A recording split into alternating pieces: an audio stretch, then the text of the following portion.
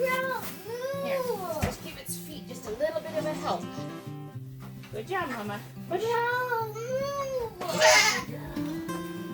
Good girl. Waffle. Let's have it. Good job.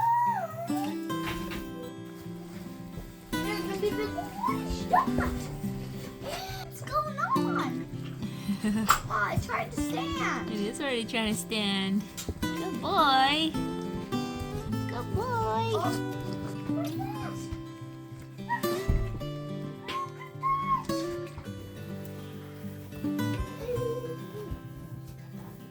Good girl.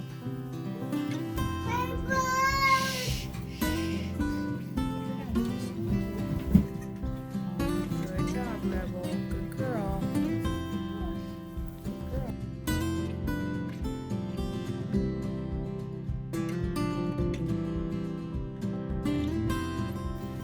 Mommy, I gotta see it. Good job. Good job. Yeah, this is a big baby. Come on, head first. Whoa! It's Oh, pretty you're so cute. and pretty. Good job, baby. That's a small enough kid for there to be 3 in there, Rebel, but she's also a small doe, so we'll see.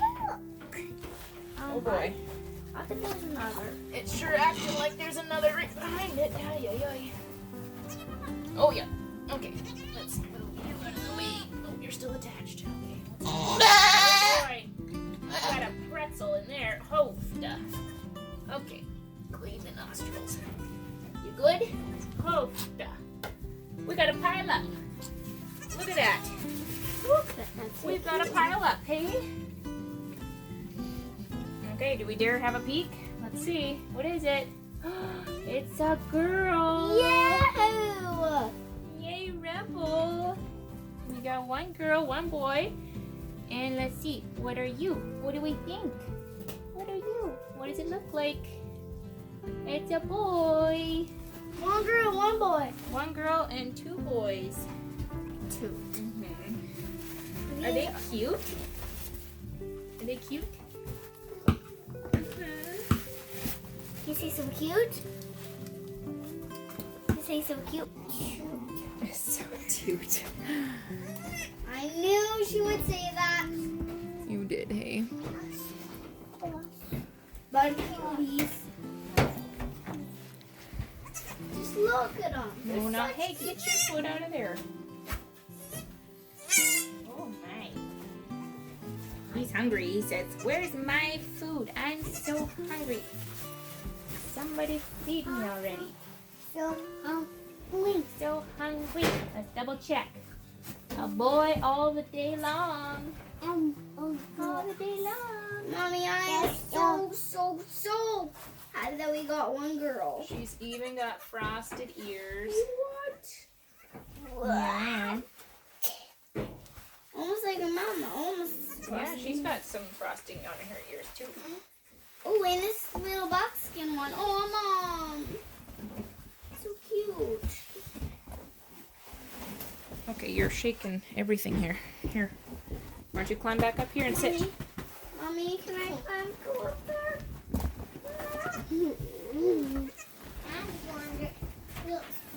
That's why I'm waiting. I won't let you out. I wouldn't let you out. Mommy, What? can I come in with you? No, it's gonna get too squishy if we're all in here. I can just watch. Wow. I guess I'll go with the other big. That's so sweet.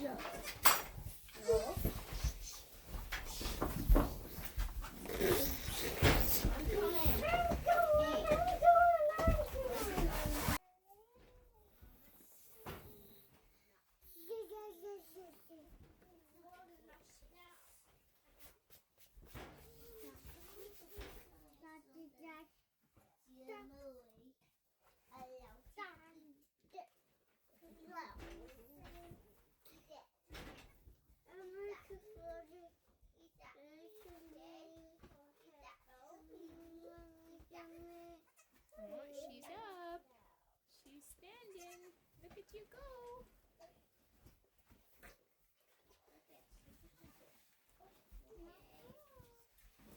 Stay there.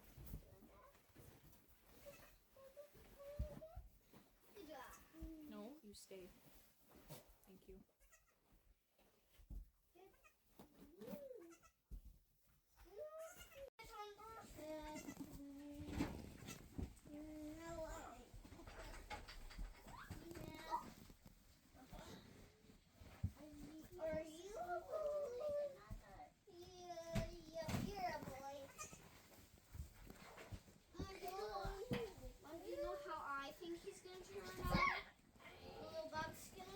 What's that?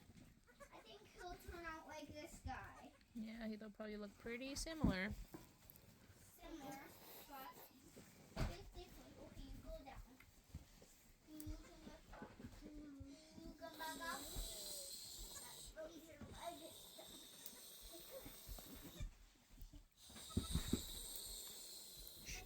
Berkey, that's enough.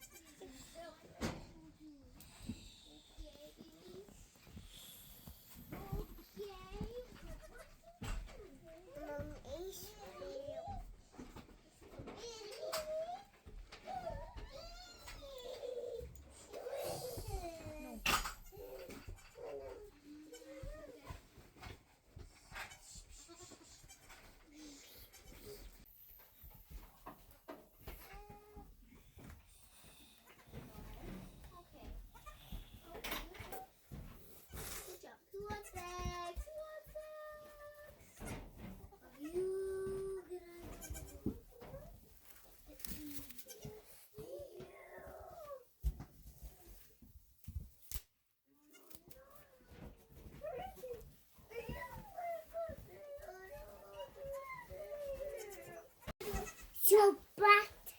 Really? This baby. This baby. This baby. This baby. So bad. Now be perfect. Go back. Good job. Okay. Good job, So buddy. bad. Good boy. You've been waiting for this for a while. It's cows. That's it. So this is which one? She has. So but this wow. So but this you. So Good but. boy. That's a good amount of yummy stuff. This stuff is so yellow and so sticky. But She's got some good colostrum. You're all done for now? Alright. You are very much looking. Yeah, I know.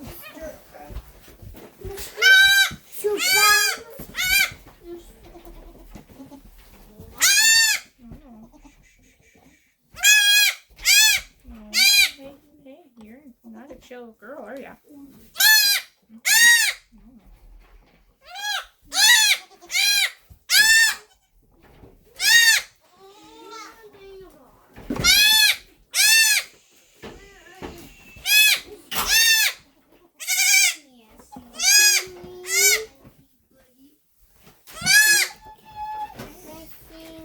You're a yeller now.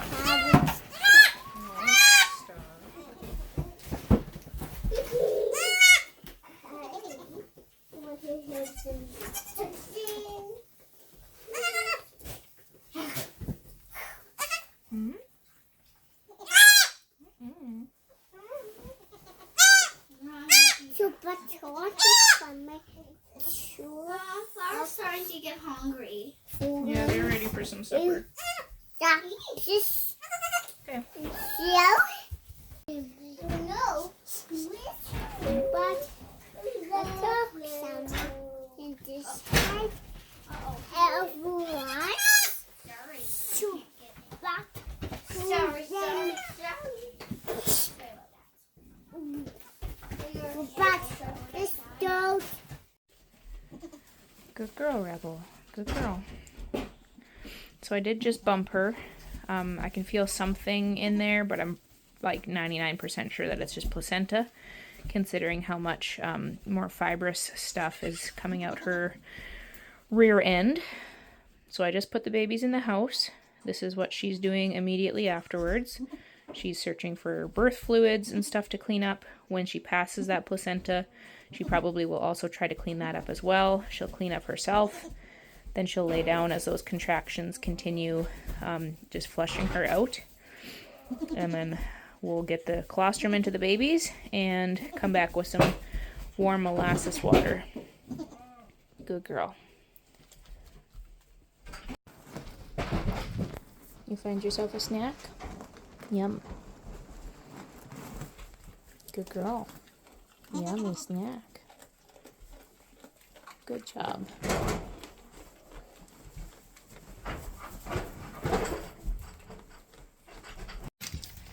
That is by far my least favorite part.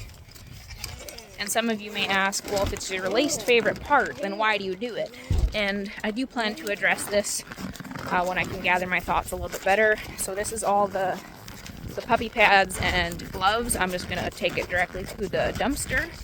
I just didn't want her trying to eat the puppy pads if I left them in there, because she was trying to clean them up. If we think in human terms, what I'm doing is appalling. And I know some people, no matter what or how I explain this, will still find it appalling. And you are all entitled to your own opinions. As a human mother, it's not easy for me, but I have made the decision to bottle raise this year, and so far it's going phenomenally well. The babies are very well bonded to us. The mothers are doing very well with just being able to eat, do whatever they want to do. They work about tops 10 to 20 minutes a day when they're on the milk stand. They get showered with 16% dairy grain, and they've all adjusted very, very well. Better so than, say, if a human being had a baby ripped from their arms. Completely different. You're never going to stop grieving that if you had your human baby ripped from your arms. This is similar in some of our minds, but it's completely different because they're not human. They are driven by instinct, and I know, again, that that's very, very, very difficult for some to understand. But I noticed already that these babies were acting kind of wild. So here they are in their little box, and hopefully they're going to work up some appetite here. Hey? So what's going to happen is they actually start looking to myself or whoever's holding the bottle as their source of food, nourishment, comfort, and love, as well as just the people that care for them. They're going to bond to us as people, and so that is one of the reasons why I do this, as well as I'm ensuring that they each get sufficient amount of colostrum, and I can gauge on how they're growing. I can make sure that they're each eating enough, doing well, especially with triplets. I mean, there's 2 teats, so often, like, there's times, unless the mama's a really, really big producer, there's times where one can fall behind because they have to fight. Now, some people might just take 1, so the mom has only 2 to take care of. The other reason is for the udder sake. So I have had baby goats literally be tearing their mother's udder apart. I've had does with massive scabs on their teats. I've had does who have tried to wean their babies at like 3 weeks of age, and the babies started falling behind because the mother was still bonded to them, but she wouldn't let them nurse because she was in so much pain. And so this way, there is no pain. The mama works twice a day, and beyond that, she gets to take care of herself and live the high life with all the good stuff that she can enjoy to eat, and she gets to rest. She's already, busy taking care of herself, eating a snack. She's not having to take care of everybody else. We'll touch on this a bit more later we're gonna get some more colostrum into this little girl and this little boy, and we'll take a hair dryer to them and get them all dried off and fluffy. Isn't that right, you guys? This guy had colostrum, so you can see how sleepy he's getting. He's like, guys, I've been around for over an hour. I'm tired. I'm ready for my first nap. Look at him. He's just gonna fall right over. All right, we're gonna take care of these other guys.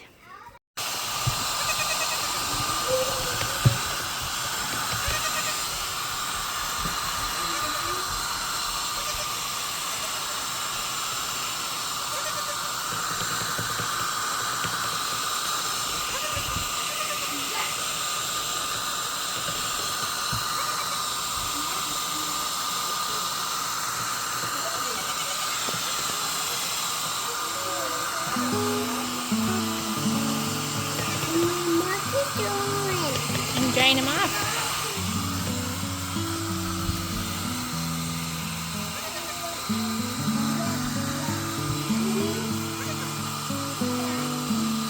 On video.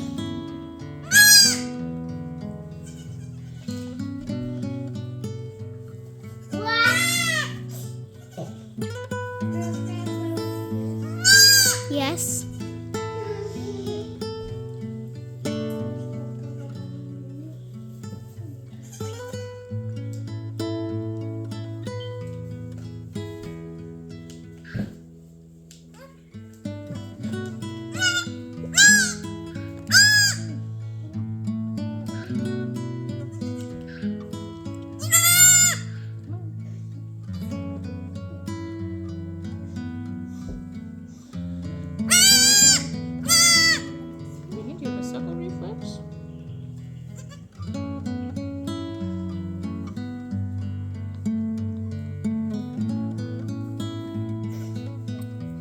But it's there.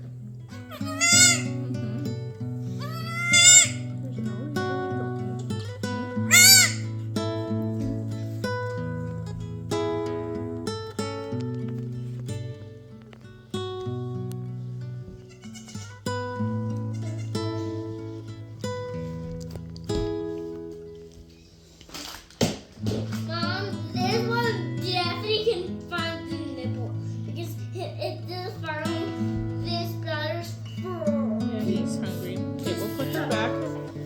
Just thinking about it.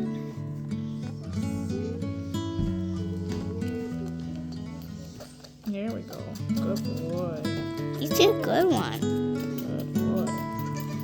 He decided that he wanted food. He said he was hungry. Mm-hmm. But that's just a girl. Mama, is this a girl? Yeah. And this is a girl. This one's a boy. Although it looks like flour. They're Kind both of. gold. 2 boys and 1 girl. Good job, bud. He's doing pretty. He's doing pretty good. He's still hungry? So, what? See? Let's see. So, we didn't name one that got born from rubble. Yeah, they don't have names yet. Yep, they're nameless. How about we name one Sparkle? Sparkle. That's a cute name. That's We'll have to see. We'll have to talk about it. yeah. And if it works with everyone? Hardy. Hey, what do you think, bud? Is that good? Your A mom heart. makes some Oh. good colostrum. Mommy, a cute one? Can we name a heart? Cute ones. Mom, we're thinking of cute little names. Still cute. You're doing pretty good. Mommy, he's doing better than all of the others. Yeah, he's pretty hungry. Look at those little ears back. Yeah, it's because they're still wet. Good Yes. boy. Good boy. He did a good job. Let's try Big Brother. Big brother? Okay, big brother's next. Drink up.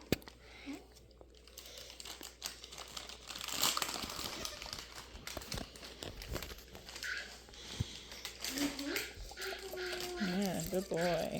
He's another one. He's another good one. I bet he just had to think about it. I guess so. Because that is cute.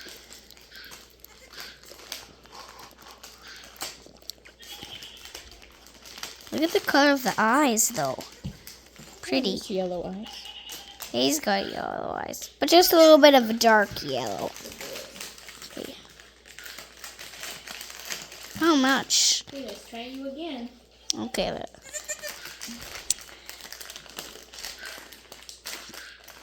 She's like, "Mom!"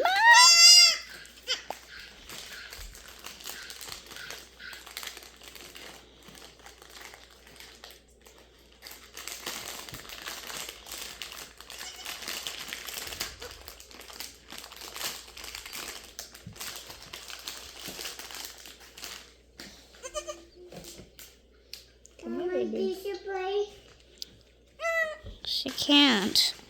She can't do this. Okay, one thing I'm gonna try Is what? What?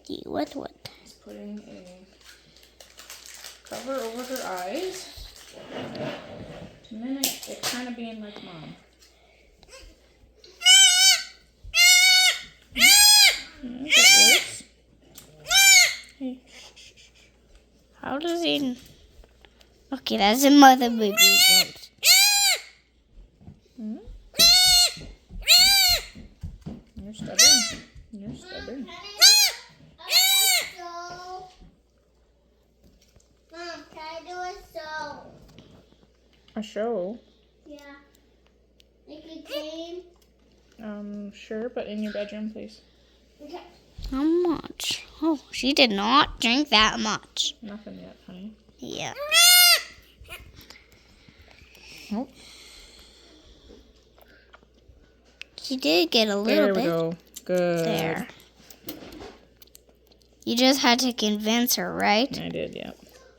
To drink. Sometimes they can be stubborn. She was the most stubborn one we've had yet, though. Yeah. Usually they would just drink Mm-hmm. with no problems. That's what would happen usually. Try to hold it still, okay? Okay.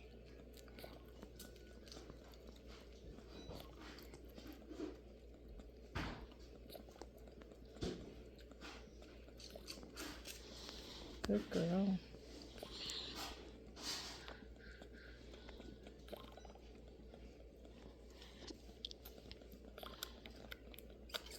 Oh, more?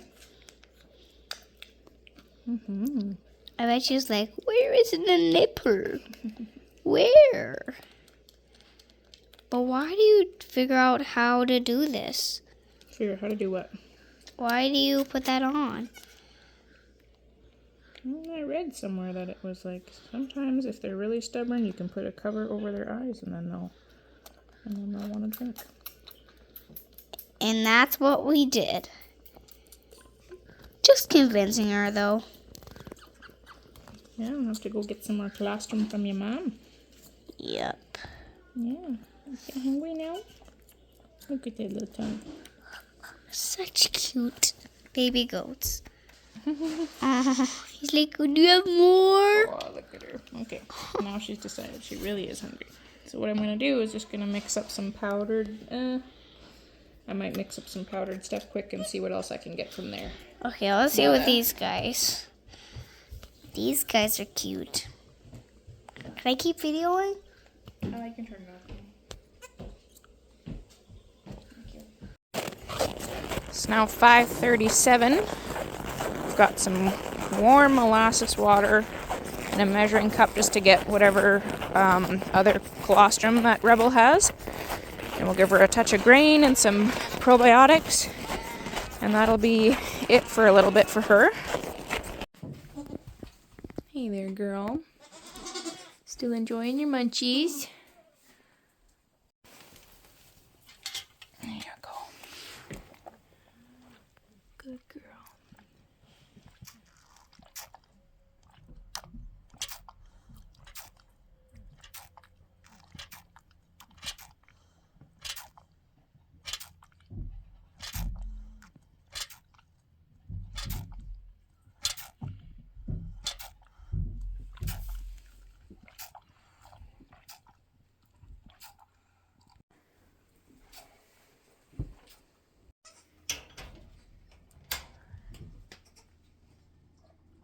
I'm actually just gonna let her enjoy that for a minute or two while I grab some.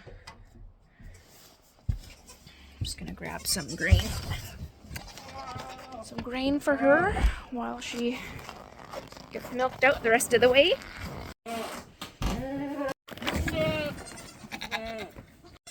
That was fast. Was that yummy? Was that yummy?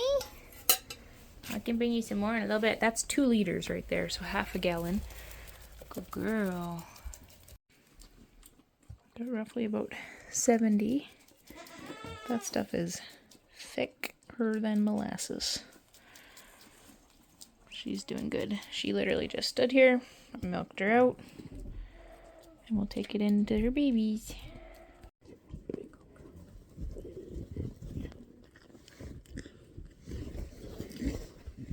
This is yummy stuff. No, I know you'd rather have the grain.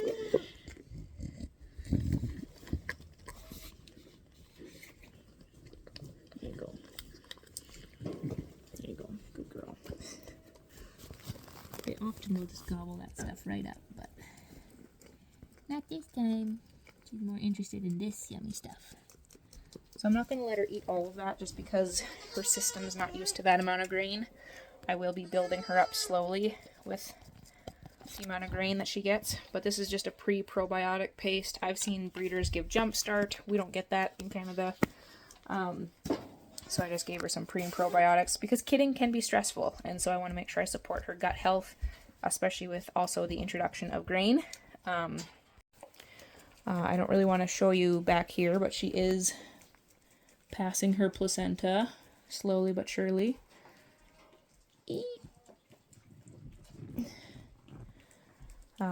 I did bump her like I mentioned. I don't feel anything else other than just placenta. She's not acting like she's pushing or anything like that, so we will leave that at that. She's enjoying the last bits of her grain. Just because her udder didn't pop significantly, I think I might give her some more molasses water tonight. I have to double check to see if I have any more. That was the last of my organic molasses, but I will check to see if I have any kind of like fancy molasses or cooking molasses. It's loaded with vitamin B. It's got good energy, gives them energy, good hydration. They like it, so it makes them drink a bunch really fast. It's kind of like a postpartum tea almost. I imagine it would be very, very soothing for them, considering it's nice. Okay. All right. We're going to trim umbilical cords if needed. Nope, stay out of the way. Stay back there. Alcohol swab, make sure that they're very clean and disinfected, because you don't want to be introducing bacteria. Okay, not just one, I'm going to do 2 because these swabs are tiny. That's why. We'll see if these scissors work while they're bandage scissors, like vet bandage scissors. So we'll see. Look good, look good. All right. Put my little towel on my lap. We're gonna check everybody. Okay, so here's number 1. This is the first little boy. He's just got a little white spot there. You can see his umbilical cord is kind of long, so we're just gonna lay him down, make it not so crazy. Yeah, they hate being restrained in general. Okay, but just gonna do this as quick as I can. Oh, you're trying to eat my hand, aren't ya? Yeah. All right, that's done for him. Now I have a little cup with iodine that I'm gonna try not to spill. I'm gonna take it. Hold still, bud. Oh, my. I know, hun.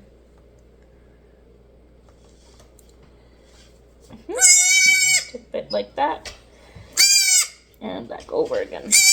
Not the cleanest process. There's probably a million ways to do that that's easier. So he's got a iodine on that, so that'll help it dry up properly. I will dip them again later if I think that it's necessary. Yeah, we made a mess, didn't we? All right, number 2 was this precious little girl. Yes, you show off your flashiness.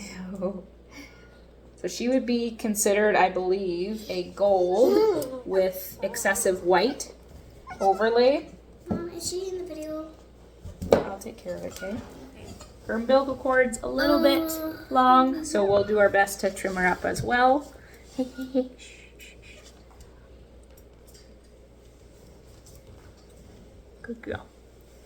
Good girl. I know, I know. You guys probably can't see the whole time. I know. Don't want to cut anything I'm not supposed to there.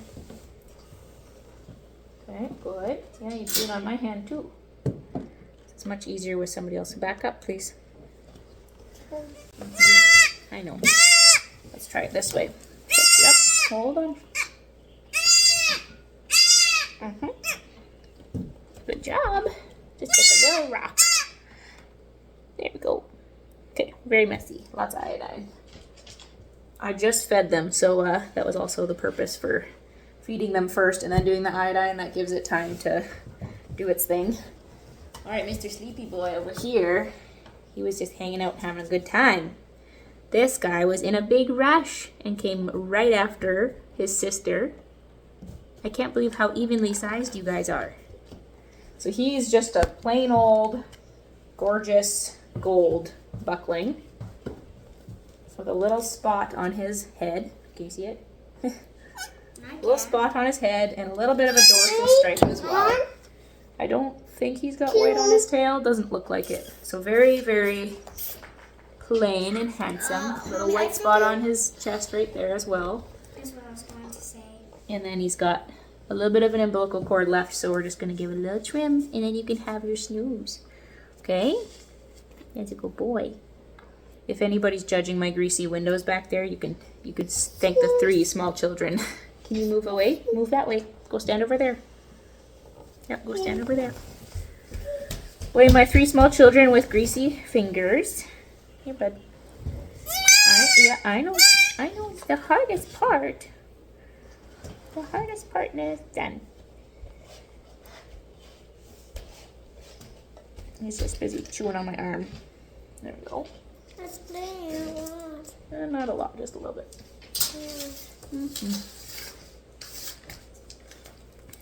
All right, take our iodine. Good boy. No, don't kick it over, would ya?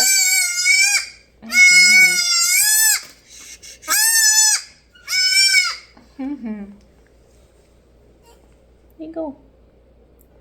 Yeah.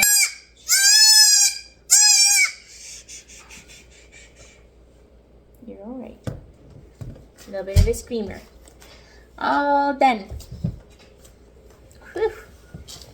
And then we go wash my hands because they'll be stained with iodine pretty good.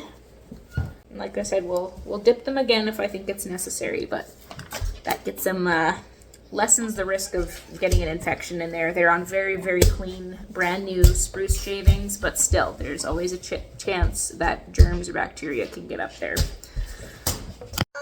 Okay, there you can see Rebel. She is working on her placenta. Quite obviously.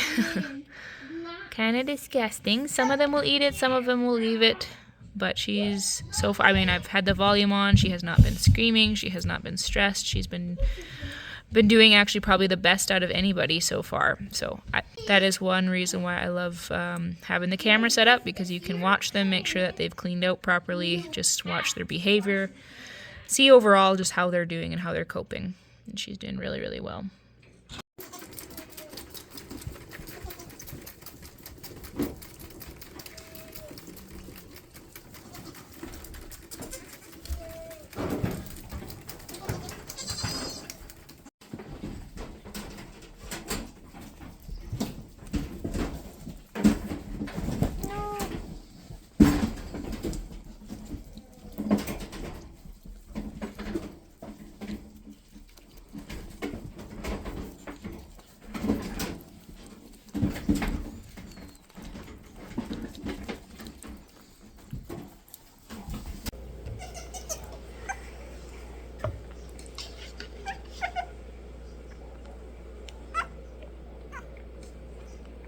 I do want to take a little bit of time to explain, hopefully as best as I am able to, why we have chosen to bottle raise. So I think I've given some brief reasons in different videos or sporadically through different videos. I don't even know. My brain is pretty much just spaghetti noodles at this point.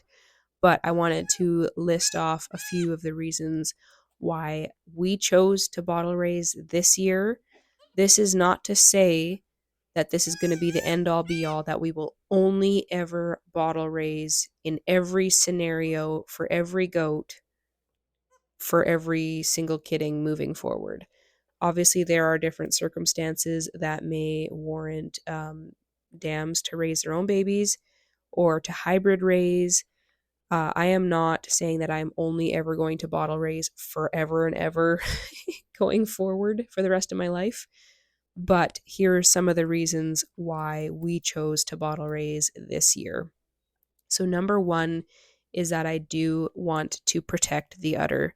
So, these are dairy animals, and in my experience with raising goats, I have seen anything from a doe have cuts and scabs on her teats because she had little kids and she only had twins, the one doe that I'm thinking of, but they were chomping on her teats so roughly that she had scabs and just major injury to her teats. And she was actually trying to wean those kids at 3 weeks of age. And so I noticed that they were starting to fall behind. They weren't gaining as much weight. And then I noticed that she wasn't even really nursing them.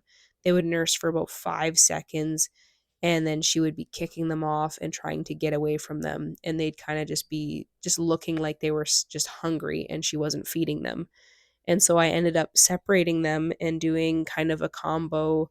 I actually, in that scenario, I separated them, and then every 4 hours during the day, I would let them back into nurse just so that they weren't nursing every 15 minutes and just constantly chomping on her teats, just to give her a bit of a break.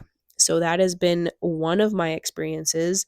I've also owned a doe that had damage to her teat, probably from a dam raised baby, because she was raising kids on her own, and the one teat would spray 90 degrees sideways because that orifice or that opening of the teat was so damaged, potentially because of a dam raised kid, potentially from other reasons. I'm not 100% sure, but we can almost assume that one of her kids got too rough and they really damaged it. So, with dairy animals, obviously, most of their worth has to do with their mammary system, their udders, their teats. And if any of those things get destroyed or lopsided, then their value goes down quite quickly. Especially when I'm trying to prove that I have good genetics, I want to be able to show records of milk production. I want to be able to show udder photos of this nice udder versus something that's been absolutely destroyed or is completely lopsided because kids were nursing one side but not the other.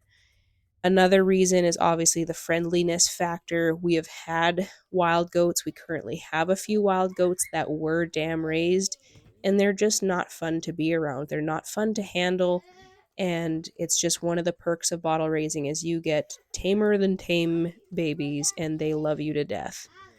Another reason why we're bottle raising this year is because it is way too stinking cold for these babies to be living outside, especially when we're kidding in January and February. It is not uncommon to get stretches of minus 30 degrees Celsius, and that can be prolonged. These babies would not survive outside in this cold. And I have even seen posts from other just Facebook groups of local goat owners, and they have been saying, like, why did my babies die? Like, they have a barn with a little heat lamp. It's not heated, but I thought they were warm enough. And they were babies that were born in December, and they couldn't handle the temperature fluctuations and the dips and just the intense cold outside. And so these guys, I don't have space in our small barn for all of the babies and all of the mamas. That's just not possible. The mamas can live outside in the cold in their shelter and they're fine. The babies cannot. These little 3.5 pound kids, they're not going to survive when it's minus 25 degrees Celsius outside. It's just not going to happen. So then leads me to the next point of like also answering a question of why on earth would you kid in January when you know that your winters are so brutal? And it's honestly because I want to be able to enjoy my summer more than what we have in the past. And when I'm kidding in May or June, I am completely, baby oriented for much of the summer. And that was with dam raising. That wasn't even milking twice a day. But we want to be able to have a summer to be able to go camping, that we don't have babies that we're feeding 3-4 times a day. They will be completely weaned off of milk by the time the weather's even remotely nice enough to go camping. And at that point, even the does could go down to 1 milking per day if we wanted to. So it's a lot more feasible for somebody to come and house sit and milk once a day versus milking twice a day, and definitely easier on them if they're not having to bottle feed a whole pile of babies. So I figured, you know what, it's winter time and I'm home anyways, we might as well do this now. And then by the time summer rolls around, they're big enough to be out browsing and munching on leaves and all of the goodies that they can enjoy out there. And they'll be big enough by the time our next winter rolls around to not need any kind of a heated barn. I'm going to try to wrap up quick here, but another one is disease prevention. Heat treating the milk kills any kind of CAE or Yonis or any kind of other diseases that potentially could be passed through the milk. And so that's just an extra layer of herd health safety, if you will. Another one is that babies can go at any time. They don't have to be weaned off their mum and then go through the stress of that separation. They can go anytime on the bottle and be bonded to their new humans very, very quickly. So I hope you enjoyed this video. Hopefully these answers or points make sense to you. Again, what works for me is not going to work for everybody else.